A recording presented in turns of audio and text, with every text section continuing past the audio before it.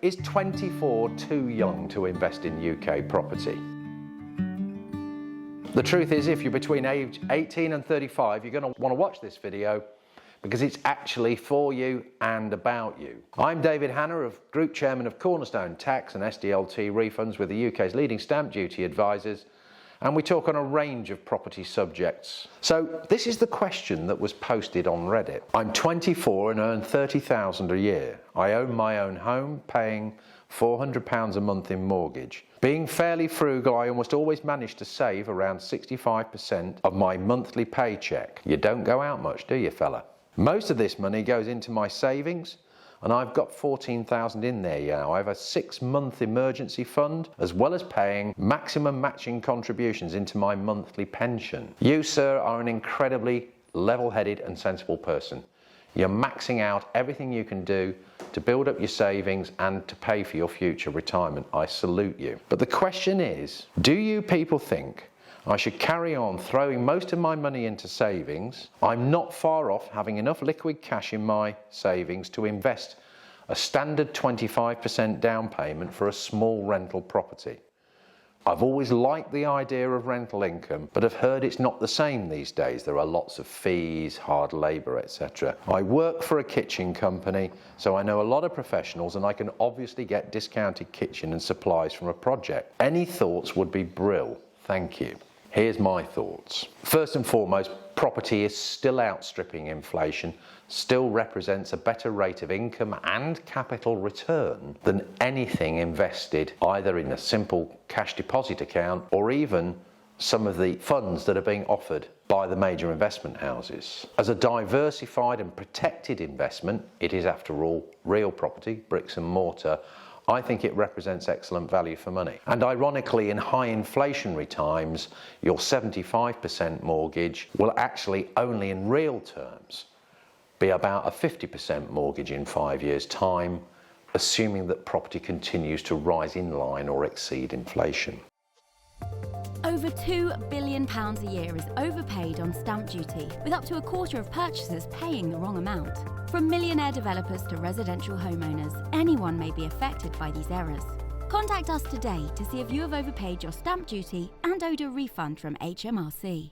But it's more about the operational questions here that I find fascinating. This chap is 24 years old. He clearly works for a kitchens company.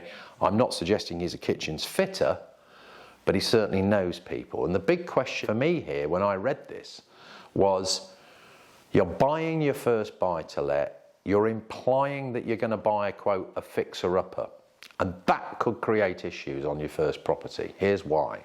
If you buy a fixer-upper as your first buy-to-let, the buy-to-let mortgage company is going to want to see some rental coming in on that property within the first 6 to 8 weeks. And whilst you might think that you can fix this fixer-upper, as it were, and get it let in that time, you've got a lot of things to cover. So maybe that's not as good an idea as buying something that, as in a first investment, is pretty much turnkey. You talked earlier on about hard work and a lot of regulations. Let's be clear, let's run down that checklist of what you as a buy-to-let investor, landlord, would have to show. First of all, you need a property agent to do property find. Then you have to do deposit guarantee to protect the tenant's deposit.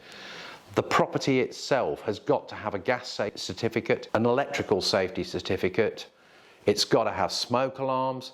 They have to have a carbon monoxide detector. The insulation has got to be up to a minimum standard. And there's a number of other legal issues you may have to jump through. And indeed, in certain areas of the country, you may have to register yourself with your local authority as a landlord so that they can inspect. A lot of regulation. The question is, do you, on top of all of that, want to deal with the issue of having to fit a brand new kitchen, potentially a new bathroom, and completely redecorate?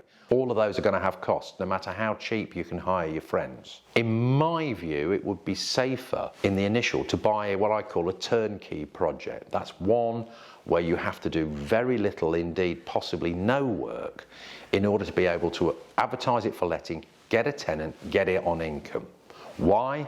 That's going to prove your reputation on your first investment to your buy-to-let mortgage company, so that when you go for your second, it's going to be not problematic in getting them to approve the loan. And if I'm going to do a fixer-upper, I'd probably wait until I got a couple and do the fixer-upper on the third. Why? Again, I've got rent coming in, that's building up surplus cash. I don't have to dip into my own savings to deal with the refurbishment costs. I can probably pay for it out of the rental profits on the other two. So it's about cash flowing the deal and being patient.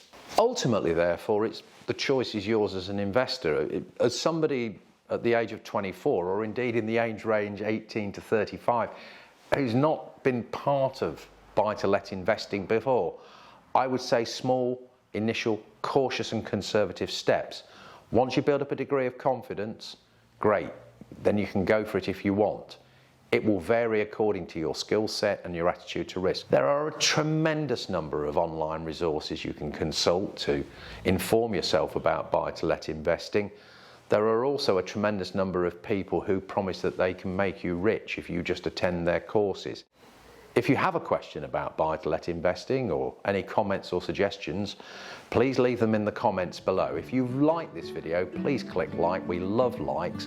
Click subscribe and you'll get updates on this and other topics. And feel free to browse our YouTube channel videos and pick off a topic you might find of interest. I've been David Hanna of Cornerstone Group. This has been At 24 Am I Too Young to Invest? Thanks for listening.